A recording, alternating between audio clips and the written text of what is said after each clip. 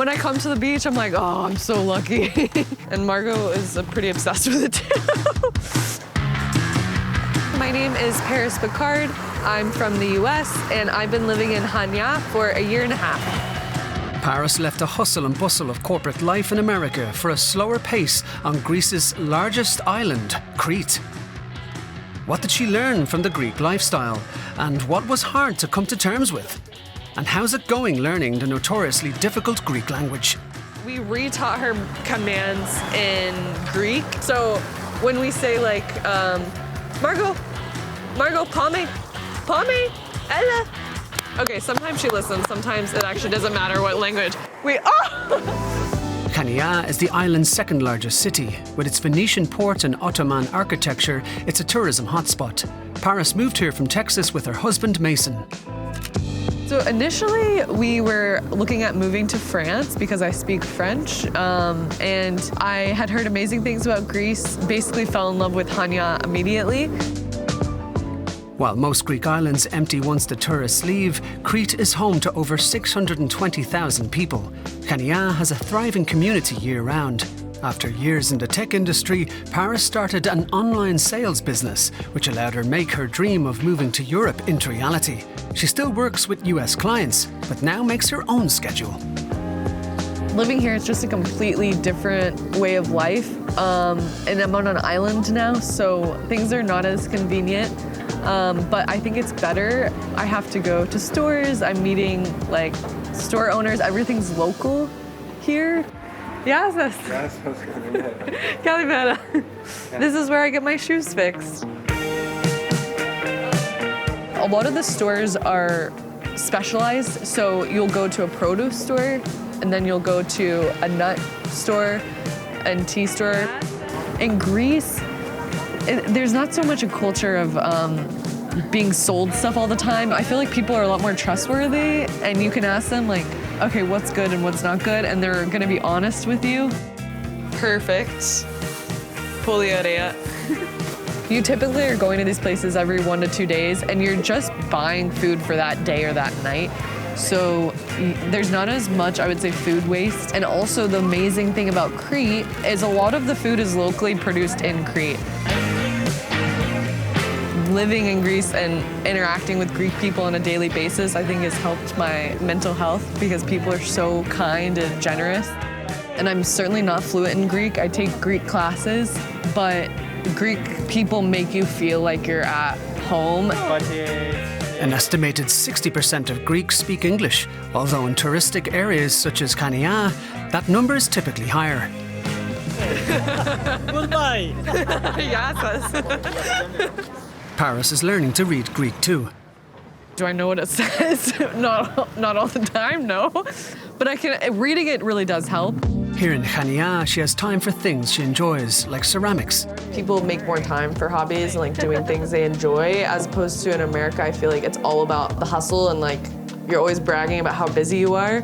And when you talk about how busy you are in Greece, they're like, oh, like it's kind of like gives them the ick. Here, it's just a totally different vibe. The work-life balance isn't the only reason she wanted to leave the US.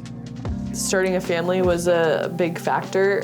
We felt like Greece was a lot safer. In general, I feel like Greece is extremely family-friendly, and childcare is a lot more affordable as well. Yeah. We also have to do fertility treatments, and in the US, I don't think it would be possible with the prices of healthcare. The owner of the studio, Lottie, is also from the US and has called Chania home for 30 years. Her advice? Learn Greek for sure. Being able to communicate with the local people is vital. Paris and her husband entered Greece on the so-called digital nomad visa for remote workers who earn at least 3,500 euros per month. Yet the average Greek salary is estimated to be around 1,300 euros. Paris realises her US salary puts her in a position of privilege. There is a feeling of guilt because I'm really happy here. I have a great experience here, but a lot of Greeks want to leave Greece because they want to get a better salary and there's more jobs outside of Greece. So this is one area where it's difficult to navigate as a foreigner.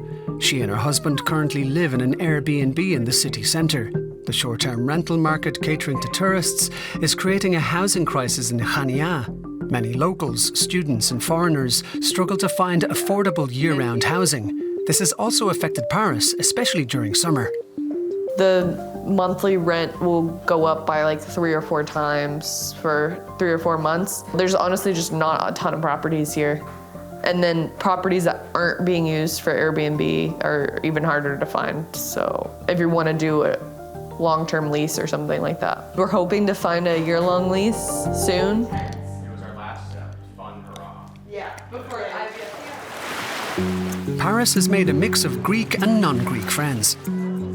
One thing that's been a pleasant surprise is being able to meet so many female business owners. We actually have a lot of things in common, even though we're all from different places.